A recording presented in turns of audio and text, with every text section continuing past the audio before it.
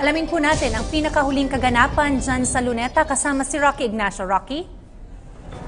Yes, maraming salamat, Dayan.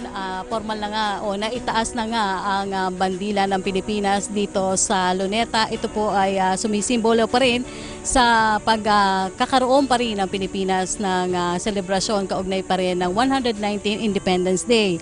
Ang araw po ng kalayaan dito sa Luneta ay pinunganahan po ngayon ni Vice President Leni Robredo at ang kumatawan po kay Pangulong Rodrigo Duterte ay si Foreign Affairs Secretary Alan Peter Cayetano.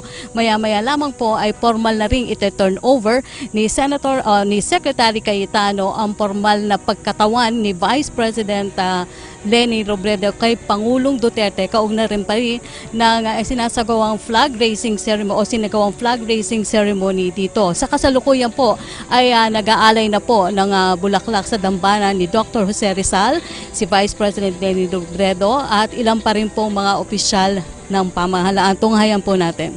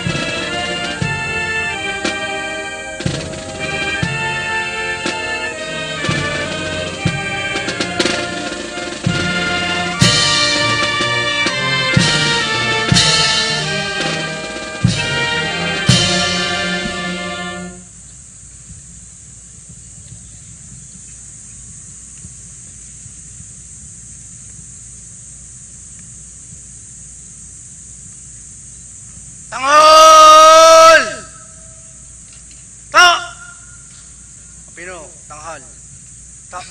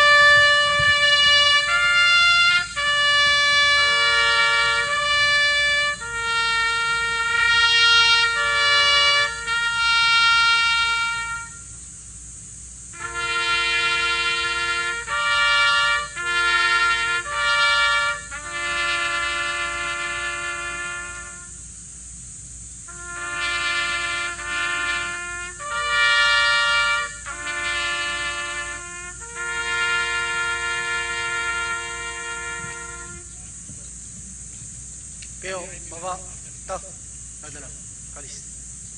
Baba! Ta! Pino, rap sa kaliwa. Kad.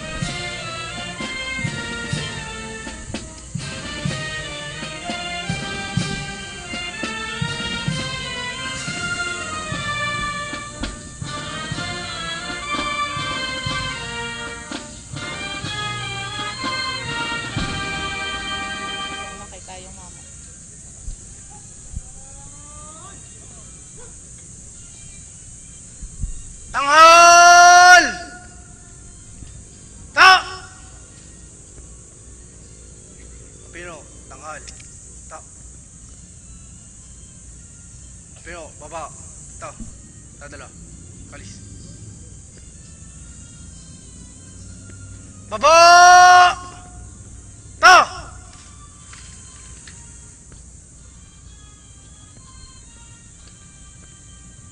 Mahal na pangalawang Pangulo, tapos na po ang pag-alay ng mga bulaklak.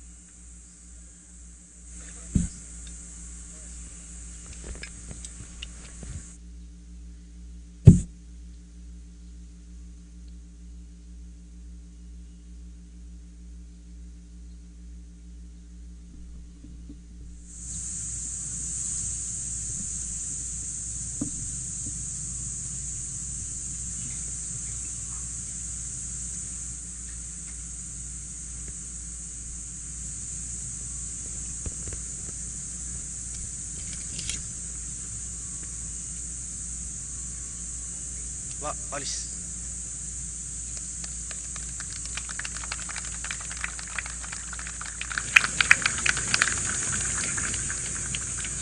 Dito po nagtatapos ang seremonya sa pag-aalay ng bulaklak.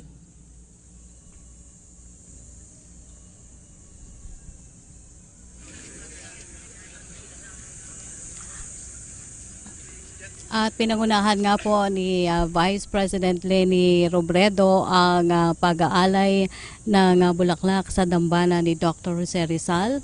Si Pangulong Rodrigo Duterte po ay kinatawan ni Foreign Affairs Secretary Alan Peter Cayetano, kung saan ay formal naman pong isinalin ni Secretary Cayetano kay Vice President Robredo ang pangunguna po sa Independence Day flag raising ceremony dito sa Luneta Grandstand.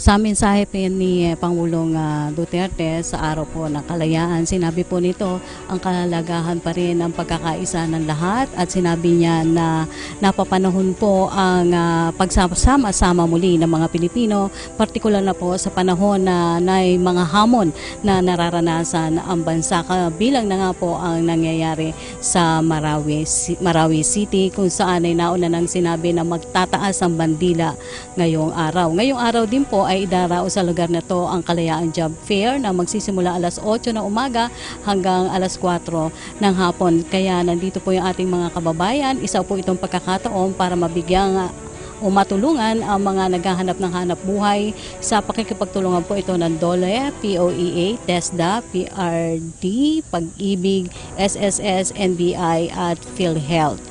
Isa rin pong free medical at dental optical services rin ang hinihintay sa mga magtutungo dito sa may Burnham Green along South Drive ng Rizal Park.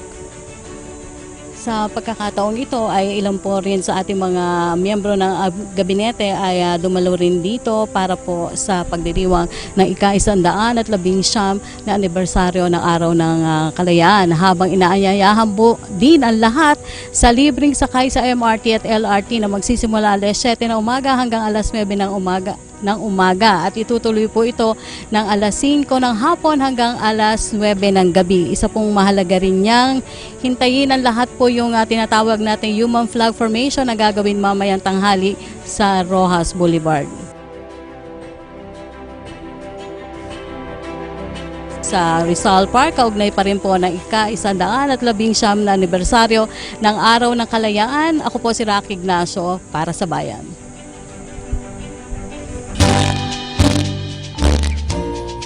Maraming salamat, Rocky Ignacio.